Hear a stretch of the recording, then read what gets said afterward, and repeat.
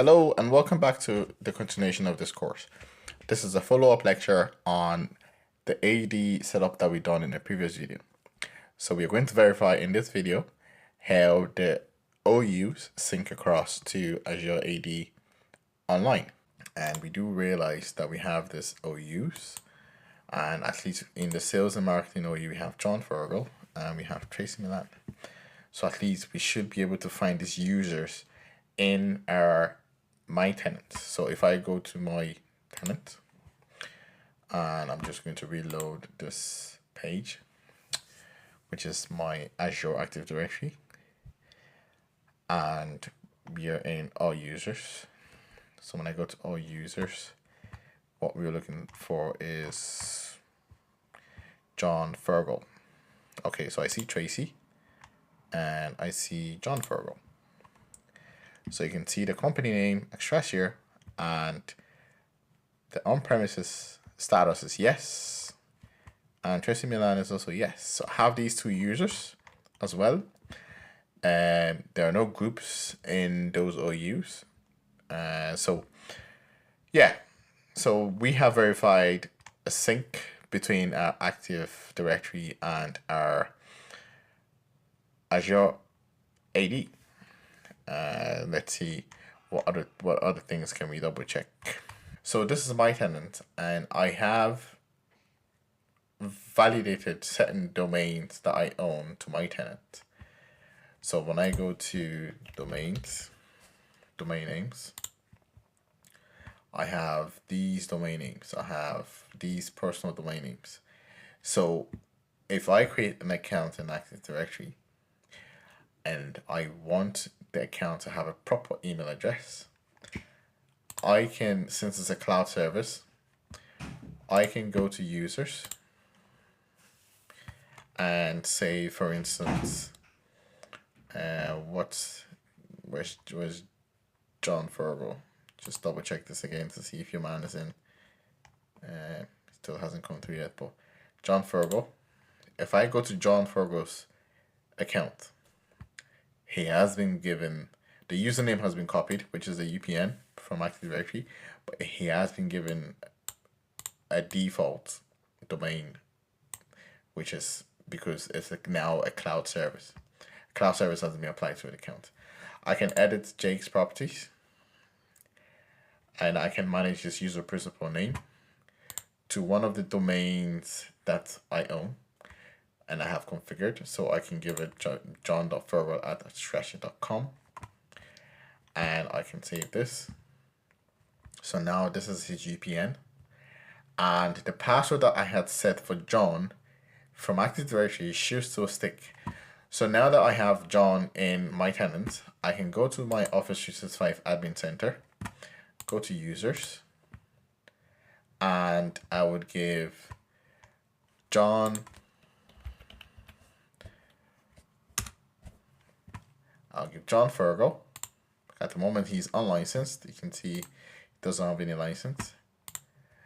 And I can give him a license. And the license would be, say, one of these E5 developers. And when I save this, it would then create a mailbox for him, which is mail. It says the user doesn't have an Exchange Online license, but now that I've applied the license, I would now say we are preparing a mailbox. So while they are preparing that mailbox, we can try and access cloud services for John Fergal, for instance. So if I open this in a new private window and I go to www.office.com and I try to sign in as John.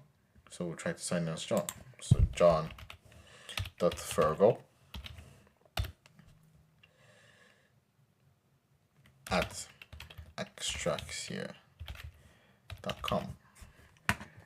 Click next, and it recognizes as an Office 365 related account, and I'm going to give the password that I gave it when it was in Active Directory. From Active Directory that I set.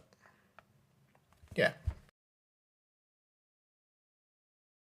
By default, we have set up Microsoft authentication app set up by default. Any new accounts that had been set up. So I'll just click next, and I'll just basically set this up so we can explore some of the things that John Farwell has access to. We'll start by getting the app. Next. Then you scan a QR code. Then click next. Proof to sign in.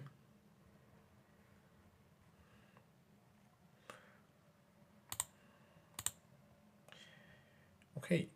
Stay signed in. Yes. So now we are signing in as John Farwell. So what we've done so far is we had created Active Directory. We created a user in Active Directory. We set up Azure AD Sync, which connects our on-prem Active Directory to Office 365 cloud services. We changed the domain name, the domain for the user account for John Farwell that had been imported or synced from Active Directory. And we assigned a Office 365 license to it, so cloud resources. So that's how Active Directory local gives you access to cloud services by using this hybrid setup. And we have signed in into John's account to access Office, and he has access to this because we have assigned Office 365 licenses to it. So he can go into his Outlook, and he can go to his Word online, so he can access resources. So that's the essence of an IT department. As a systems administrator, you should be in a capacity to be able to configure and manage these infrastructure setups. So without much further ado, I'll see you in the next section where we'll start configuring group policy management in Active Directory on-prem. I'll see you in the next video. Thanks.